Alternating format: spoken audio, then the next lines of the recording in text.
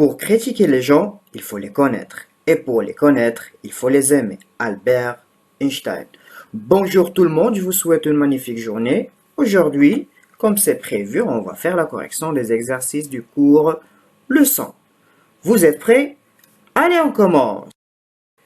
Et bien sûr, avant d'entamer les exercices, il faut faire le rappel de cours. Donc ce que vous devez retenir, c'est que le sang ne peut se propager que dans la matière, air, eau, solide, etc. Et bien sûr, il ne se propage pas dans le vide. Donc ceci, on l'a déjà vu. Une source sonore est tout dispositif produisant du son par vibration. Le son se propage jusqu'à l'oreille grâce aux vibrations de l'air. Autre chose, c'est qu'un son est caractérisé par sa fréquence, qui s'exprime en Hertz, noté Hz. Bien sûr, on sait tous que l'intervalle des fréquences audibles est compris entre 20 Hz et 20 kHz. Un son trop fort peut endommager le tympan de l'oreille de manière irréversible. Donc, pour cela, bien sûr, il faut toujours baisser le son. Maintenant, on passe aux exercices. Premier exercice. Les animaux entendent différemment. Le diagramme suivant indique les gammes de fréquences correspondant à l'oreille humaine. Bien sûr, comme vous voyez dans le diagramme, pour les sons qui ont une fréquence au-dessous de 20 Hz, on les appelle infrasons. Ceux qui sont compris entre 20 Hz et 20 kHz, ce sont des sons audibles par l'homme. Et ceux qui ont une fréquence au-dessus de 20 kHz, on les appelle ultrasons. Passons maintenant aux questions. Donc, comme première question, il nous demande quel est l'intervalle de fréquence des sons audibles par l'homme. Oui? Très bien. Bien sûr, les fréquences des sons audibles par l'homme sont comprises entre 20 Hz et 20 kHz. La B maintenant. Pour communiquer entre eux, les éléphants émettent des grondements dont la fréquence est très inférieure à 20 Hz. À quelle catégorie de sons appartiennent ces grondements? Oui? Bravo! Les grondements appartiennent aux infrasons, bien sûr, parce qu'ils sont au-dessous de 20 Hz, dont la fréquence est inférieure à 20 Hz. Très bien. Et comme dernière question, il nous demande, les éléphants barrissent aussi. Comment expliquer que l'homme entend les barrissements? Oui?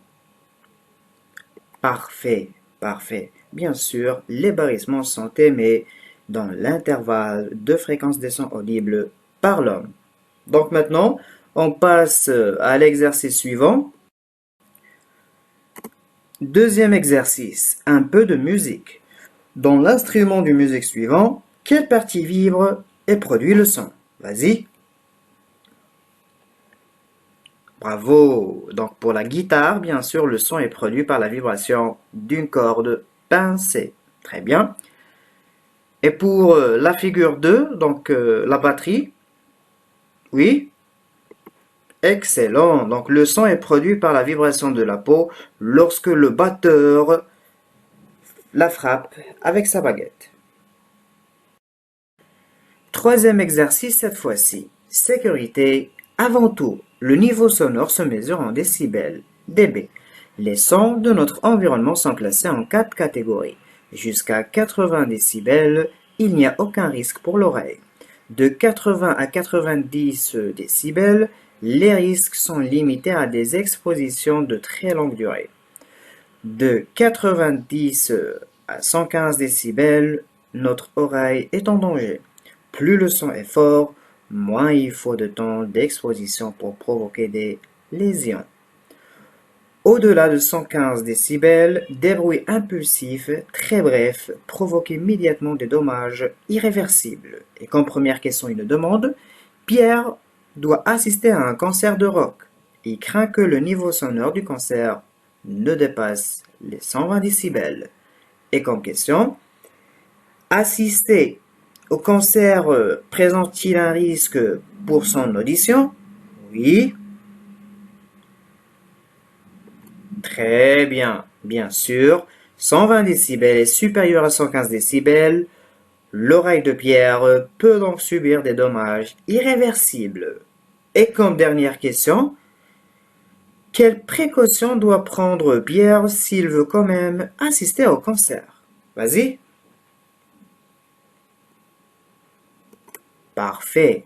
Il doit se placer loin des haut-parleurs et se munir d'un dispositif de protection des oreilles comme un casque ou des bouchons anti-bruit.